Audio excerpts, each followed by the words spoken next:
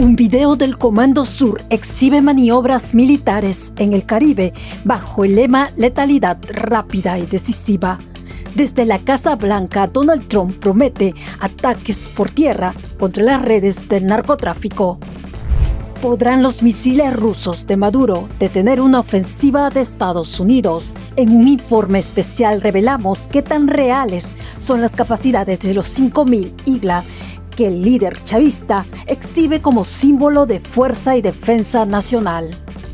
Estados Unidos y la Unión Europea endurecen sanciones contra Rusia para frenar la guerra en Ucrania. Zelensky celebra la medida mientras Putin minimiza el impacto y promete que Moscú resistirá sin doblegarse. Estados Unidos advierte a Israel que perderá su apoyo si anexiona Cisjordania. Trump marca distancia y promete mantener su palabra con el mundo árabe.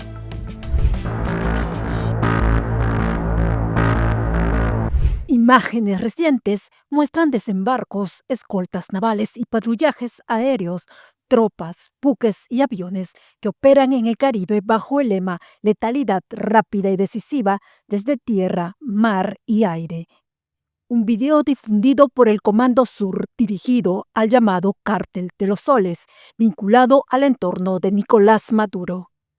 Desde la Casa Blanca, el presidente Donald Trump reforzó el mensaje que pronto habrá ataques por tierra contra las bandas vinculadas al narcotráfico y aseguró que Estados Unidos está totalmente preparado para actuar, señaló. Creo que simplemente vamos a matar a las personas que traen drogas a nuestro país. Estarán como muertos. El video compartido del poderío estadounidense y la advertencia presidencial eleva la presión sobre Caracas. Trump ha aludido a considerar acciones terrestres en Venezuela tras operaciones navales y de la CIA contra narcotraficantes. En conferencia de prensa, Donald Trump elogió los avances de su gobierno en la lucha contra el narcotráfico y la delincuencia, asegurando que Estados Unidos está ganando esta guerra. El asesor de seguridad Pete Hegseth fue también contundente. Los van a atrapar, los van a cazar y los van a matar, señaló, lo que sería una clara referencia a los cárteles del Sol y sus ramificaciones en Venezuela y Colombia. El mandatario confirmó ataques contra barcos con presunta droga en el Caribe y el Pacífico que dejaron al menos 37 muertos. Y advirtió que habrá ataques por tierra contra redes criminales vinculadas al narcotráfico. La secretaria de Seguridad, Christine Noé, destacó los logros de la ofensiva antidrogas de Estados Unidos. Estoy muy orgullosa del trabajo que se ha hecho. Llevamos a cabo más de 400 operaciones que permitieron llevar a 3.200 criminales ante la justicia y reducir en un 50% el ingreso del fentanilo a través de nuestras fronteras.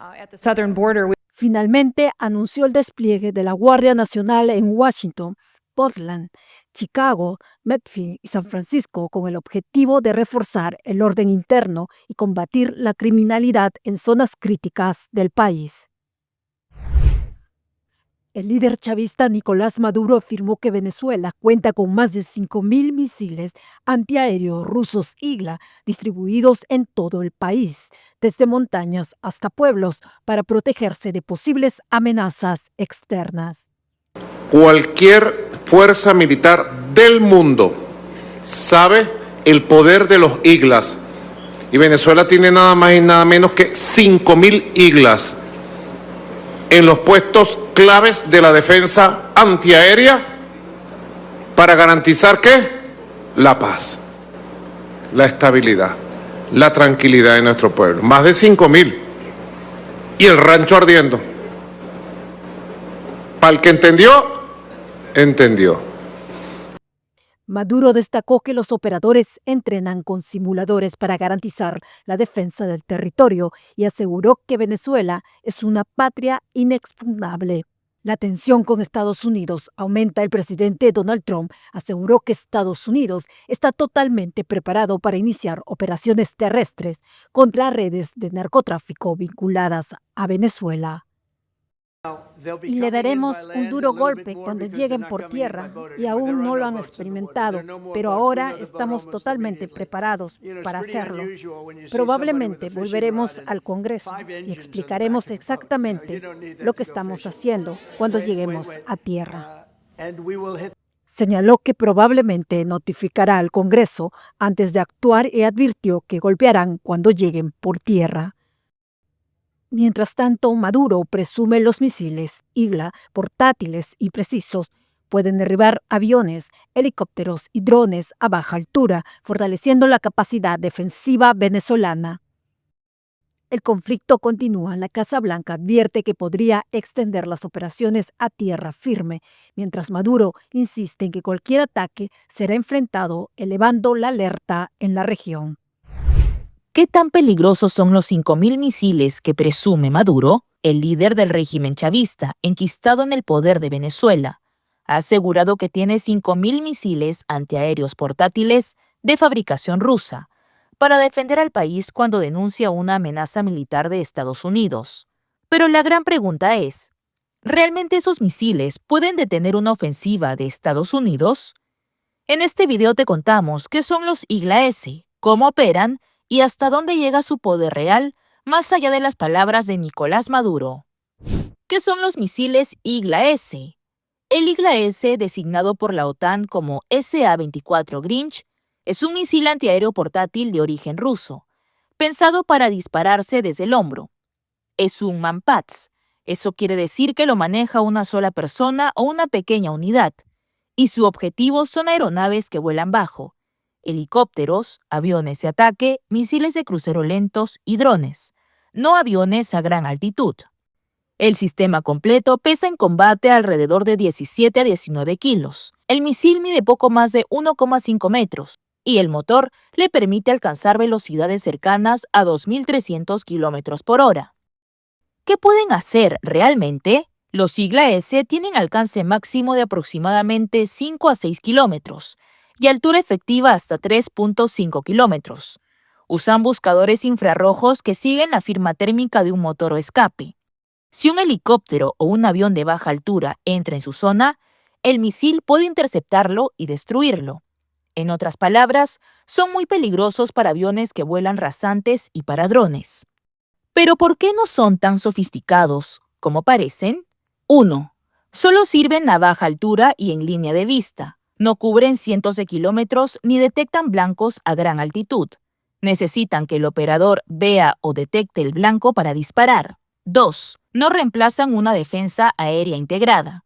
Un país serio combina radares de largo alcance, misiles de medio o largo alcance, interceptores y guerra electrónica. Los Manpats son una capa táctica local, no una red estratégica. 3. Vulnerables a contramedidas.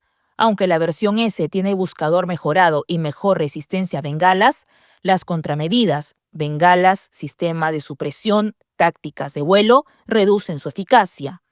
4. Requieren de entrenamiento y logística. Tener tubos y misiles no es lo mismo que operarlos bien. Mantenimiento, simuladores, almacenamiento seguro y operadores entrenados son clave.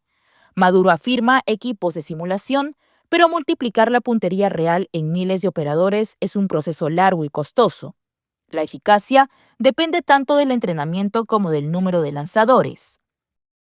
En resumen, los misiles Igla-S son un recurso táctico, no una defensa impenetrable. Su alcance es limitado y su impacto real dependerá más del entrenamiento que del número. ¿Crees que este arsenal puede disuadir a Estados Unidos o es solo una demostración simbólica de poder? Suscríbete al canal para mantenerte informado y entender el trasfondo de las tensiones que están marcando a América Latina. La Iglesia Católica anunció el miércoles la cancelación de una gran misa en Caracas por la canonización del médico de los pobres, José Gregorio Hernández, en medio de un cruce entre el presidente Nicolás Maduro y un cardenal venezolano. La Arquidiócesis de Caracas informó que la decisión obedeció problemas de aforo en el estadio de béisbol de Caracas, donde estaba prevista la ceremonia el sábado. Dijo que las solicitudes de boletos para el evento rebasaron la capacidad de casi 40,000. Ahora se realizarán ceremonias en distintas parroquias del país.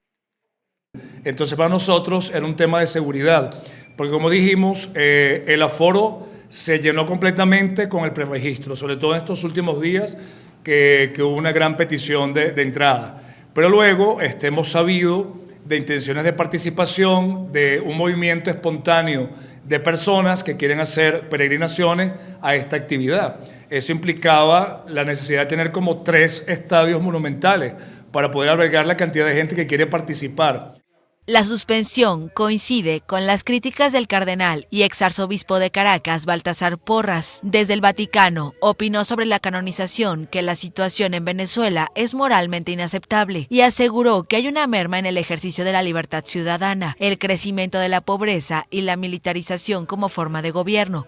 Además, pidió la liberación de los presos por razones políticas en Venezuela y aseguró que el irrespeto a la voluntad popular configura un panorama que no ayuda a la convivencia pacífica y a la superación de las carencias estructurales de la sociedad. Maduro heredó una relación difícil con la jerarquía eclesiástica, que se remonta a la llegada del poder de Hugo Chávez en 1999. Pero algunos curas como Baltasar Porras dedicó su vida a conspirar contra José Gregorio Hernández. Lo digo con nombre y apellido. Baltasar Porras dedicó toda su vida para que José Gregorio no llegara. Pero Baltasar Porras ha sido derrotado por Dios, por el pueblo. De Sousa evitó el miércoles abordar el ángulo político e insistió que la suspensión respondió a un tema logístico.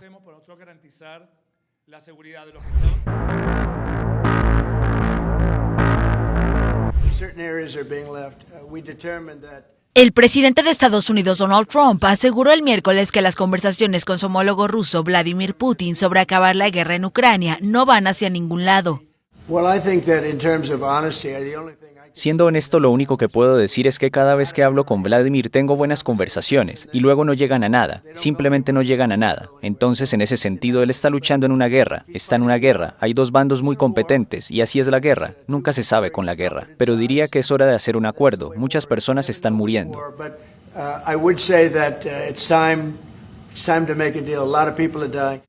Por su parte, el secretario del Tesoro de Estados Unidos, Scott Bessent, anunció sanciones contra 2 de las mayores petroleras rusas, Rosneft y Lukoil.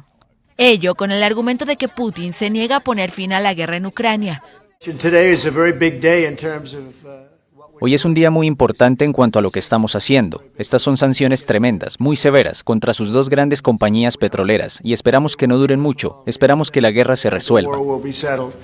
Trump aplazó una reunión con Putin en Budapest ante la falta de progresos para detener la invasión rusa a Ucrania. En tanto, la Unión Europea acordó imponer también nuevas sanciones a Moscú. Incluyen la prohibición total de la importación de gas natural de Rusia para 2026, un año antes de lo previsto, y medidas adicionales contra la denominada flota fantasma de petroleros, que supuestamente Rusia utiliza para eludir las sanciones de los países occidentales. Esta flota, que comprende entre 600 y 1.400 barcos según la Unión Europea, facilita a Rusia seguir exportando su crudo, pese a las sanciones occidentales. La Unión Europea sanciona además nuevas empresas en varios países, de las cuales 12 en China y 3 en India, que ayudan a Rusia a evitar las sanciones occidentales sobre las transferencias de tecnología, especialmente en la producción de drones. 5 bancos en Hong Kong, Paraguay o Tayikistán también fueron sancionados. Tanto la Unión Europea como Estados Unidos buscan lastrar los ingresos de Rusia por la venta de hidrocarburos, recursos que financian la guerra del Kremlin en Ucrania. El presidente de Ucrania, Volodymyr Zelensky, aplaudió el jueves el contundente mensaje de las sanciones de Estados Unidos contra Rusia para que ponga fin a la guerra. Así lo celebró el mandatario ucraniano desde una cumbre europea en Bruselas. El 19º paquete de sanciones es muy importante, y lo es también el de los líderes europeos de la Unión Europea, pero las sanciones estadounidenses también son muy importantes. Es una buena señal para que otros países del mundo se sumen a las sanciones. Tanto la Unión Europea como el presidente estadounidense Donald Trump anunciaron el miércoles nuevos paquetes de sanciones contra el sector petrolero de Rusia por la invasión sobre Ucrania iniciada en febrero de 2022. Trump había pospuesto la imposición de nuevas restricciones contra Rusia durante meses, pero su paciencia se agotó después de que fracasaran los planes para realizar una nueva cumbre con el presidente ruso Vladimir Putin en Budapest. Las sanciones estadounidenses implican la congelación de todos los activos de Rosneft y Lukoil en Estados Unidos, así como la prohibición de que todas las empresas estadounidenses hagan negocios con estos dos gigantes petroleros rusos. Las sanciones europeas apuntan sobre todo a la flota fantasma de petroleros usados por Rusia para eludir las sanciones occidentales. Las penalizaciones dispararon los precios del petróleo en más del 5% a mediodía del jueves en las operaciones bursátiles en Europa, avivando los temores de tensiones en el suministro de oro negro. Putin calificó el jueves estas restricciones como un intento de presión, pero se declaró confiado, ya que afirmó que es imposible reemplazar los hidrocarburos rusos en el mercado internacional.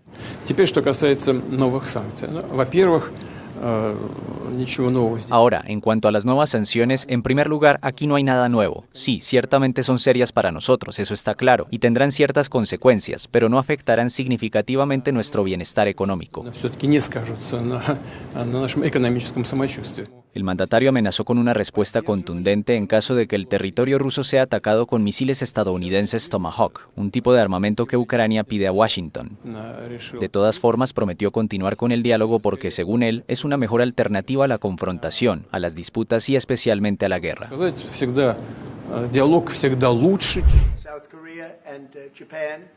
Los mandatarios Donald Trump y Gustavo Petro se enfrascaron el miércoles en una guerra de palabras luego de que el presidente estadounidense llamó a su homólogo maleante, por lo que el colombiano anunció acciones legales.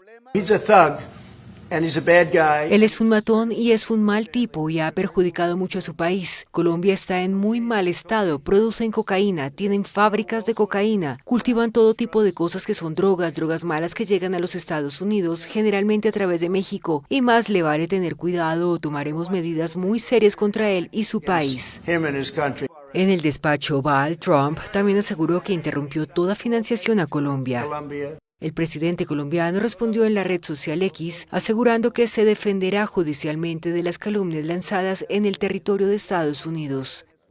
El embajador colombiano en Washington, Daniel García Peña, denunció las declaraciones de Trump como calumnias y advirtió que el trato dado a Petro es similar al de Nicolás Maduro, presidente de Venezuela, a quien Washington acusa de liderar un supuesto cártel de la droga. Rechazamos con contundencia cualquier insinuación al respecto y efectivamente ahí no solamente no hay nada en la realidad, sino hay una calumnia que hiere a Gustavo Petro, sin duda, pero a Colombia, porque gústenos o no es el presidente que elegimos, que representa a nuestro país. Una acción legal del líder colombiano enfrentaría desafíos en los estrados estadounidenses. Trump tiene inmunidad presidencial y la primera enmienda garantiza la libertad de expresión, lo que dificultaría una demanda por difamación o calumnia. Trump ha llamado líder de narcotráfico a Petro, quitó la certificación a Colombia como aliado antidrogas y le retiró la visa estadounidense al presidente colombiano. Los mandatarios Donald Trump y Gustavo Petro se enfrascaron el miércoles en una guerra de palabras luego de que el presidente estadounidense llamó a su homólogo maleante, por lo que el colombiano anunció acciones legales. Él es un matón y es un mal tipo y ha perjudicado mucho a su país. Colombia está en muy mal estado, producen cocaína, tienen fábricas de cocaína, cultivan todo tipo de cosas que son drogas malas que llegan a los Estados Unidos, generalmente a través de México, y más le vale tener cuidado o tomaremos medidas muy serias contra él y su país. En el despacho Oval, Trump también aseguró que interrumpió toda financiación a Colombia. El presidente colombiano respondió en la red social X, asegurando que se defenderá judicialmente de las calumnias lanzadas en el territorio de Estados Unidos. El embajador colombiano en Washington, Daniel García Peña, denunció las declaraciones de Trump como calumnias y advirtió que el trato dado a Petro es similar al de Nicolás Maduro, presidente de Venezuela, a quien Washington acusa de liderar un supuesto cártel de la droga. Rechazamos con contundencia cualquier insinuación al respecto y efectivamente ahí no solamente no hay nada en la realidad, sino hay una calumnia que hiere a Gustavo Petro, sin duda, pero a Colombia, porque gústenos o no es el presidente que elegimos, que representa a nuestro país. Una acción legal del líder colombiano enfrentaría desafíos en los estrados estadounidenses. Trump tiene inmunidad presidencial y la primera enmienda garantiza la libertad de expresión, lo que dificultaría una demanda por difamación o calumnia. Trump ha llamado líder de narcotráfico a Petro, quitó la certificación a Colombia como aliado antidrogas y le retiró la visa estadounidense al presidente colombiano. Habitantes de Nueva York salieron a las calles el miércoles para condenar una redada migratoria realizada el día anterior. Reclamaron la salida inmediata de la ciudad del Servicio de Inmigración y Control de Aduanas, ICE. Ayer hubo una presencia masiva, creo que 50 oficiales, agentes federales arrestaron personas en nuestras calles, han estado tomando el control en todo el país, tomando el control de ciudades y desplegando grandes cantidades de agentes para deportar personas. Y ahora está llegando a Nueva York, y esto es Nueva York manifestando y diciendo que ICE tiene que salir de Nueva York. No vamos a tolerar al ICE en nuestra ciudad. El Departamento de Seguridad Nacional informó que agentes federales detuvieron a 9 inmigrantes ilegales el martes, bajo sospecha de diversos delitos, incluyendo la venta de productos falsificados. Creo que es muy importante mostrar solidaridad con nuestros vecinos que están siendo atacados por un Estado cada vez más autoritario y corrupto, y mostrar que esto no es lo que quieren los neoyorquinos, que ICE, que la policía no están hablando en nombre de los residentes de esta ciudad. Valoramos a los inmigrantes, documentados o indocumentados, contribuyen mucho a esta ciudad. La redada fue condenada por todos los candidatos a la alcaldía de Nueva York, que celebra elecciones el 4 de noviembre.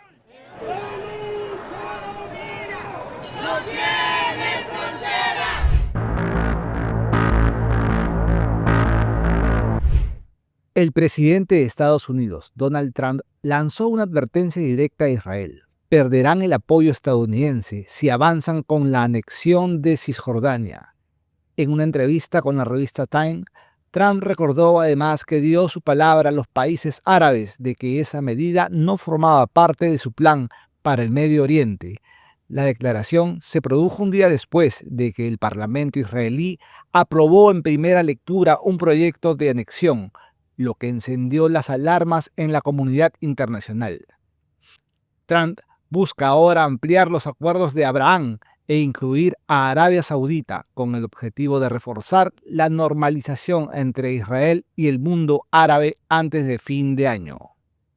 Asimismo, el vicepresidente estadounidense J.D. Vance arremetió contra la votación preliminar del Parlamento israelí que busca anexar Cisjordania, rechazando la maniobra política y advirtiendo que Cisjordania no va a ser anexionada por Israel. Precisó que la política de la administración Trump es clara: cualquier intento unilateral de anexión será rechazado. Vance pronunció estas palabras antes de abordar un avión en el aeropuerto Ben Gurion tras su visita oficial a Israel, enviando un mensaje contundente sobre la defensa de la integridad territorial palestina y la firme postura de Estados Unidos ante movimientos que podrían desestabilizar la región. La desnutrición de las mujeres embarazadas en Gaza tendrá efectos generacionales y probablemente requiera cuidados de por vida para los bebés que nacen actualmente allí. Así lo advirtió el miércoles Andrew Saberton, representante del Fondo de Población de las Naciones Unidas, tras una misión a Jerusalén, Cisjordania y Gaza. In Gaza, I was not fully prepared for what I saw. En Gaza no estaba completamente preparado para lo que vi. Nadie puede estarlo. La magnitud de la devastación parecía el escenario de una película distópica. Desafortunadamente no es ficción. No hay otra manera de describirlo. Milla tras milla de escombros y polvo con pocos edificios intactos. El director de la Agencia de la ONU para la Salud Sexual y Reproductiva señaló que 1 de cada 4 habitantes de Gaza padece hambre, incluidas 11.500 mujeres embarazadas. Como resultado, el 70% de los recién nacidos son prematuros y de bajo peso al nacer, en comparación con el 20% en octubre de 2023. Saberton dijo que la mayoría de las unidades neonatales operan al 170% de su capacidad, lo que las obliga a colocar a varios bebés en la misma incubadora. Todos hemos visto las alarmantes estadísticas. El 94% de los hospitales en Gaza están dañados o destruidos. Las muertes maternas están en aumento porque los medicamentos que podrían salvar a las madres ya no están disponibles. 1 de cada 3 embarazos se considera de alto riesgo y la tasa de mortalidad materna es alta en Gaza. La escasez de anticonceptivos obliga a algunas mujeres a recurrir a abortos inseguros y la falta de medicamentos e infraestructura médica también es alarmante. Desde el alto el fuego que entró en vigor el 10 de octubre, el Fondo de Población ha podido llevar ayuda y distribuir suministros y equipos médicos en el enclave, que registra 130 nacimientos diarios, según Saberton. Sin embargo, el flujo de ayuda permitido dista mucho de ser suficiente. El jefe de la diplomacia estadounidense, Marco Rubio, llegó el jueves a Israel con la misión de consolidar el frágil alto el fuego en Gaza, tras una guerra devastadora que ha cobrado miles de vidas. La llegada de Rubio se produce al día siguiente de que el Parlamento israelí se pronunciara a favor de ampliar la soberanía israelí en Cisjordania. Washington criticó cualquier proyecto de anexión que podría amenazar la frágil tregua. Tras reunirse con el primer ministro israelí Benjamin Netanyahu, Rubio expresó su confianza en el mantenimiento y la ampliación en Gaza del acuerdo. Nos sentimos muy positivos al respecto, estamos logrando un buen progreso. Es increíble que en solo 7 u 8 días se hayan establecido los tipos de cosas y sistemas que tenemos. Ya hemos logrado lo imposible una vez y tenemos la intención de seguir haciéndolo. Si podemos, tenemos buenos socios con los que estamos trabajando. Nos sentimos confiados y positivos sobre el progreso que se está logrando. También somos conscientes de los desafíos. Altos funcionarios de Washington se suceden estos días en Israel para asegurar el avance del alto el fuego en la franja costera. El miércoles, J.D. Vance reconoció que los próximos pasos del acuerdo, entre los que se incluyen el desarme del movimiento islamista Hamas y la reconstrucción de Gaza, iban a ser muy difíciles. Hasta ahora Hamas se ha negado a considerar su desarme y sus combatientes han retomado el control de zonas de Gaza, enfrentándose a grupos armados que acusa de colaborar con Israel. De hecho, la tregua pareció tambalearse el domingo tras mortales enfrentamientos en Gaza y acusaciones mutuas de violaciones del pacto. La primera fase del acuerdo prevé, además del cese al fuego, la liberación de todos los rehenes en manos de Hamas desde su ataque contra Israel, la retirada israelí de Gaza y la llegada de ayuda humanitaria para la población del enclave palestino. La Organización Mundial de la Salud denunció el jueves que el hambre en Gaza no ha disminuido desde que entró en vigor la tregua y que la ayuda que entra al territorio palestino sigue siendo insuficiente. Los cuerpos de 54 personas gazatíes cuya identidad no ha podido confirmarse por el paso del tiempo y la desfiguración fueron enterrados este miércoles en una fosa común en el centro de la Franja de Gaza. Los cuerpos habían sido devueltos hace 5 días por las autoridades israelíes dentro del acuerdo de alto el fuego por el que Israel también recuperó los cuerpos de 15 rehenes. Envueltos en sudarios blancos, los cuerpos fueron trasladados desde el hospital de Han Yunis hasta la ciudad de Deir el-Bala, donde recibieron un funeral colectivo al que asistieron trabajadores médicos, humanitarios y representantes del Comité Internacional de la Cruz Roja. Hasta el momento, 195 cuerpos han sido devueltos a Gaza y solo 57 han podido ser identificados por sus familiares mediante fotografías y signos distintivos. Fuentes médicas y el grupo islamista Hamas han denunciado que muchos de los cadáveres presentan marcas de maltrato, palizas y signos de haber estado esposados y vendados.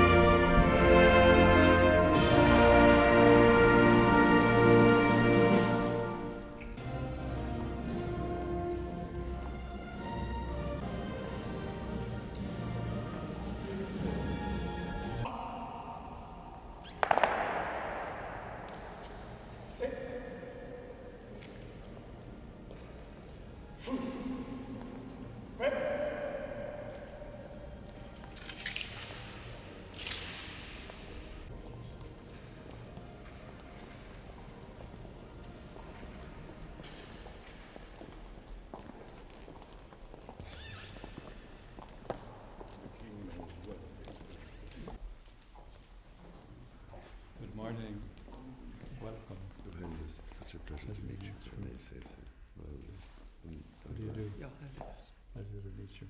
Welcome. You're so kind to see us. There we are. Thank you. And becoming Pope. And I'm so thrilled it was possible to resurrect a visit to Italy. We were able just to...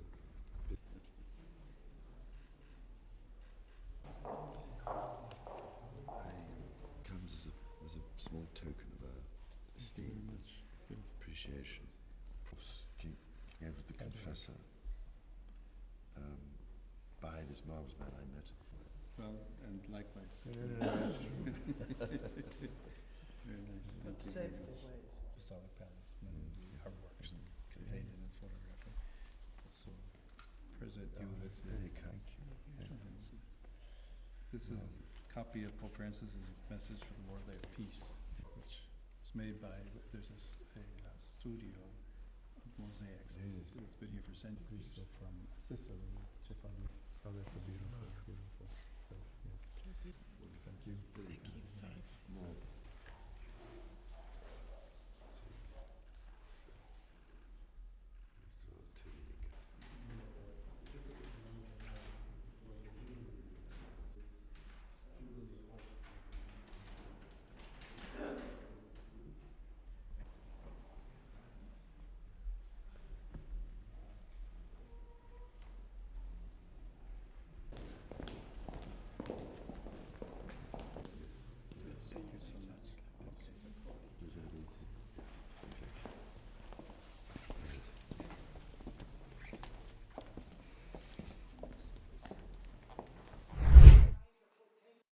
El presidente brasileño, el izquierdista Luis Inácio Lula da Silva, dijo el jueves que aspirará a un cuarto mandato en las elecciones del año próximo, mientras la derecha aún no ha definido quién será su candidato.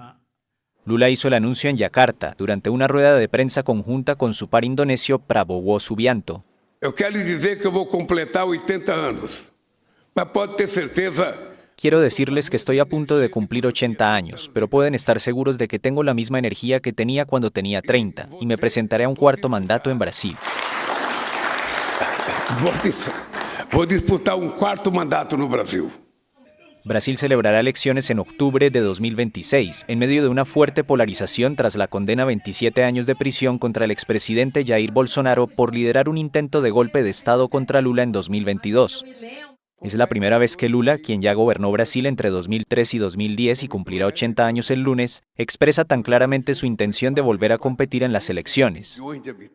El izquierdista fue operado de urgencia en diciembre pasado por una hemorragia dentro del cráneo, derivada de un accidente doméstico que sufrió 2 meses antes.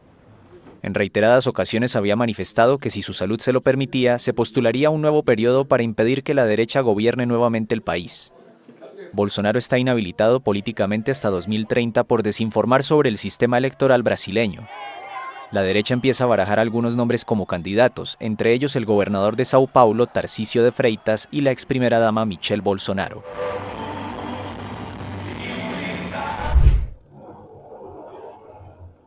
La principal organización indígena de Ecuador anunció el miércoles el fin de los cortes de rutas que mantenía desde hace un mes como protesta contra el gobierno, después de que el presidente Daniel Noboa dijera que planea endurecer la represión. Hemos tomado una decisión difícil, pero necesaria. El cese del paro, despejar las vías y replegarnos a nuestros territorios para proteger la vida de nuestra gente. Al menos 2 manifestantes han muerto, según ONGs de derechos humanos, en las protestas indígenas que empezaron el 22 de septiembre, tras la eliminación del subsidio al diésel. La medida afecta especialmente en las áreas rurales, donde la pobreza golpea a 41% de la población. El anuncio se dio horas después de que Noboa amenazara con tomar una decisión más fuerte para abrir las vías entre el miércoles y el jueves. Nos causa profunda preocupación. En los últimos días hemos sido testigos de la brutal represión ejercida contra nuestros hermanos y hermanas en varias provincias del país. Según Vargas, los choques dejan 3 muertos, decenas de heridos y comunidades enteras viviendo bajo el miedo y la represión. Las protestas también dejan unos 300 heridos y 200 detenidos, según organizaciones de derechos humanos. Vargas pidió a Noboa desmilitarizar territorios de pueblos originarios y la liberación de manifestantes arrestados. En el pasado, reclamos sociales liderados por la CONAIE derivaron en violentas manifestaciones en Quito que causaron el derrocamiento de 3 mandatarios. La feria del barrio en el que nació Diego Maradona no para de crecer. En una Argentina en crisis económica, cada vez se ven más manteros, personas que tienden una manta en el suelo y venden cosas que traen de sus casas u objetos que recolectan de la basura. El marido de Gladys es albañil y hace tiempo que se quedó sin trabajo. En la semana ella vende artículos de limpieza en su vivienda, pero no alcanza. Así que los fines de semana ofrece ropa y perfumes en la feria. Consigo ropa o si veo algo que está barato, lo compro y lo revendo, que mayormente acá la mayoría de los vecinos de acá hacen lo mismo. Digamos, compran, revenden y así para tener un año y mango más. En sus casi 2 años de gobierno, el presidente Javier Milei bajó drásticamente la inflación, pero a costa de suspender la obra pública y de una retracción del comercio y la actividad industrial, los sectores que más empleo movilizan en Argentina. Con una informalidad de casi el 40%, muchos tienen varios trabajos a la vez y aún así, según la consultora Aresco, 3 de cada 4 dicen que les cuesta más llegar a fin de mes que en 2023. Vender en la feria permite conseguir algo de dinero para el día a día. O sea, cruzando por acá, encontrar yo que sé esto, lo traigo, lo limpio y yo sé que lo puedo vender, no a lo que yo quiero, pero algo me llevo a mi casa. Me recuerda al 2001 porque empezamos así. El tema es que yo llevo militando 40 años y pasé todos los gobiernos, pero este me parece que es el peor de todos, porque aparte no tenemos perspectiva hacia adelante.